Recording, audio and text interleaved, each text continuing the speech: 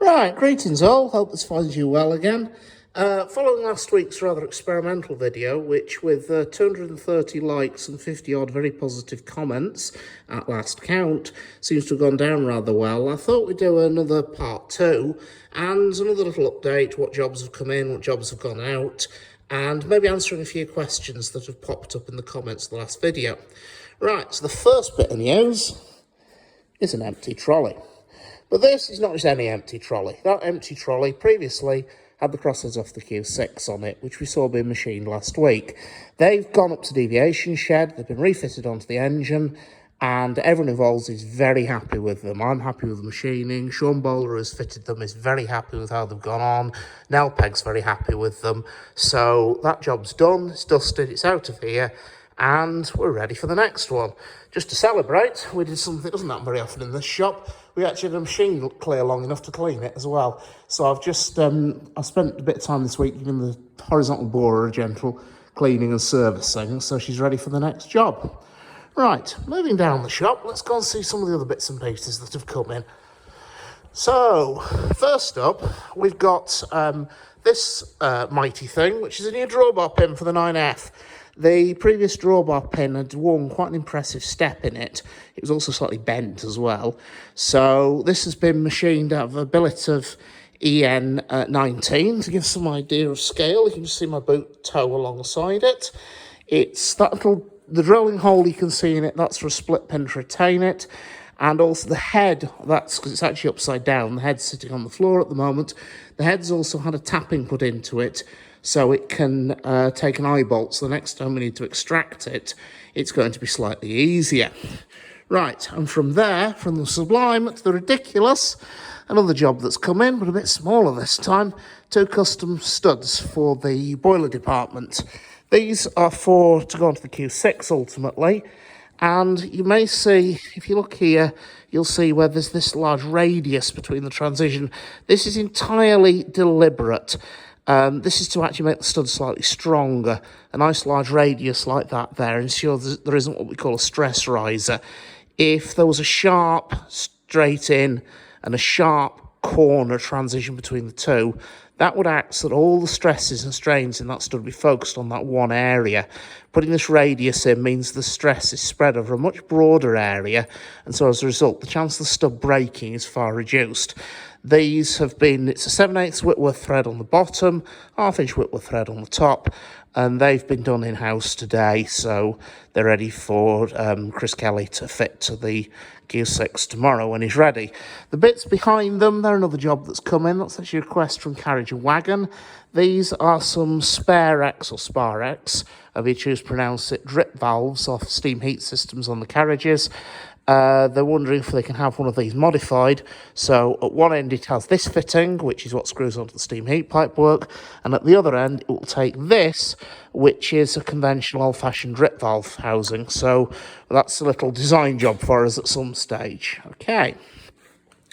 Right, now moving on, and a quick update on another job which we may have briefly seen last week. That's the motion pins for 76079. Now, these motion pins, the last job they need remain to do is this is one of the old pins, they need this hole drilling through and reaming, so it'll take a taper pin, which is this pin here. Now, to do this, we've made a jig. Now, when you say a jig in an engineering context, you expect a wonderful piece of precision machined steel, beautifully hardened and ground and by a true and proper craftsman. Instead, you get this. And if you were to look at that and say, but that's just a manky old piece of tube, you'd be absolutely dead right. That's exactly what it is. But this piece of tube has been machined, so it's exactly the right length to sit between the head of the pin and the collar when the taper pin is fitted.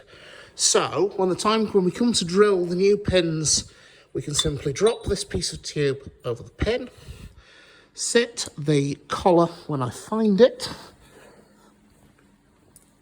there it is, fit the collar over the top, gone with that, and then when that's clamped up, we now know that the distance from there to that collar will be exactly the same as the distance from there to that collar. So we can clamp all that lot up, drill and ream the new collar for a taper pin, and we know it will fit into the motion perfectly when finished. Okay, so that's another little job that's come up. Another job that's come in is this rather sorry looking specimen, and you may realise there's something missing in this nut, like half of it. It's what remains of a spring hanger bolt off the bogie of 44806. That's been stripped by various other lads and various volunteers as a contract overhaul job, and this bolt has, well, it took them a lot of effort to, well, they had to actually burn the nut off, as you can see. When they got it off, they then discovered in turn the bolt's actually bent, so there's a new one of those in the offing as well. It's a rather straightforward job. We did one for Eric last year, so it's a straightforward, quick job. There's ability steel on order for that, and that should be going out the door in the next couple of days. So, okay, right, now then. Last video, a couple of questions poked up on the comments, and I thought I'd just spend a couple of minutes answering some of them. First up, quite a few of you, and rather touchingly, have said, will I be videoing my work? No, in the short. These videos are being shot very much on an improvised basis. I'm using nothing more high-tech than an iPhone, and they're being shot in the spare 10 minutes I've got of an evening before going home. Although I'm sure a video of me machining something will be interesting and informative and all the rest of it, it's something, to be honest, at the moment, we don't really have the time, we don't really have the equipment, and we don't really have the logistics. So instead, I'm afraid, folks, you're going to have to put up with me twittering on, pointing at things, and walking around with a phone for the time being. Another question that popped up in the comments last week was, I keep mentioning these wonderful things called DROs, and what actually are they? It's Ian Fraser, I think, who asked this one. Right, DRO is an acronym. It stands for Digital Readout. Now, what a digital readout does is it consists of the readout unit here, which is a display in a computer, and it also consists of a series of scales, which is what's behind that black cover, that's mounted onto the various slides on pretty much any machine. Now, when I say slides, what do I mean? Well, what's critical of the machine tool is that parts of it need to move, and they need to move accurately. So you need to be able to move it accurately, but you also need to know precisely how far it's moved, and that's where the digital readout comes in. Now, to explain why they're so good, I've got to go back a bit and explain how previously, prior to DRO's invention, this worked. And to illustrate this, I've just nicked the top slide off the little Myford.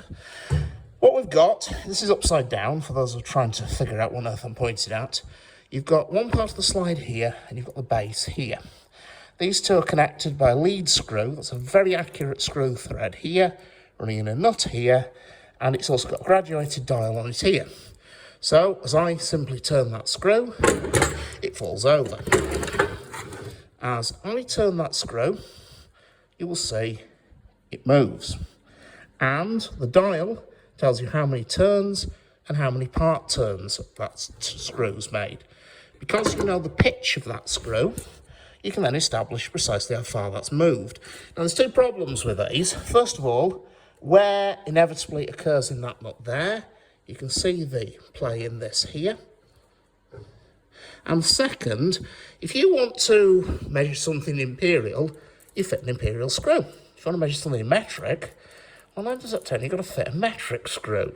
So if you want to change the machine from one measuring system to another, you've actually got to partially rebuild it.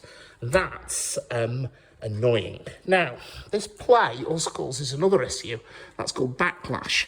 And I've just set this little demo up on here just to demonstrate what we've got. Exactly the same as what we saw on the Myford, except it's all just a bit bigger. Now, you'll be able to see there's a scale here. That's the same as the graduated dial on the Myford. And I've also set up this clock gauge here. You can see, so that will show the movement on the thing. Now, if we move the dial, you'll see the clock gauge moves. However, if I reverse the dials, that screw is still turning. You can see how it goes an awful long way before any movement actually occurs on the slide. And that's where the DRO has one major advantage, because your DRO does not measure the movement of the screw, it measures the movement of the slide directly. The way it works is you've got a scale here that's mounted to the stationary part, and then there's a reader head behind this tin cover here, which moves on that scale, and that's fastened to the moving part. Now, these are glass scales. The way they work is that inside this aluminium case there's a strip of very high quality glass, which has a series of very fine divisions, a bit like the lines on a ruler, etched onto it at very fine spacing, usually about a micron apart. Now, in the reader head, there's two photodiodes or phototransistors that travel along that scale, and every time they see one of those dark lines, that phototransistor gives a pulse. The reason there's two phototransistors in there is because with two, the order in which those are triggered will tell the machine, the computer, which way that scale's travelling. So as that scale is moved to and fro, a series of pulses are generated. Now that tells the computer up here which direction the scale's moving in, and also how far it's moving and how fast it's moving. Now, this box up here just sees a series of pulses. It doesn't see them as inches, doesn't see them as millimetres, it just sees pulses. So first of all, you can very simply switch between the two. You say, I don't know, 3 pulses equals 1 thou, or 40 pulses equals 1 millimetre. Doesn't matter. All it sees is the pulses, and it counts them. And so, when I move that slide, you will see that that number on the top is currently set to inches, and you can see how that number moves backwards and forwards very easily. Now, so that's the major advantage of a DRO. They measure the movement of the slide, not of whatever's moving the slide, so any wear's taken into account, and they'll very easily switch between metric and imperial, so they're much more flexible than traditional lead screw and dials arrangement. I have to admit, I can hear the clucking on the comments now. There's nothing wrong with dials, we've used them for years. Yes, well, on that tone, there's nothing wrong with dial-up internet either, but I'll bet it's not how you're watching this. Anyway, I hope you enjoyed it. Hope you found it informative. Any other questions, feel free to chime in on the comments. And until the next time, I'll see you around. Take care.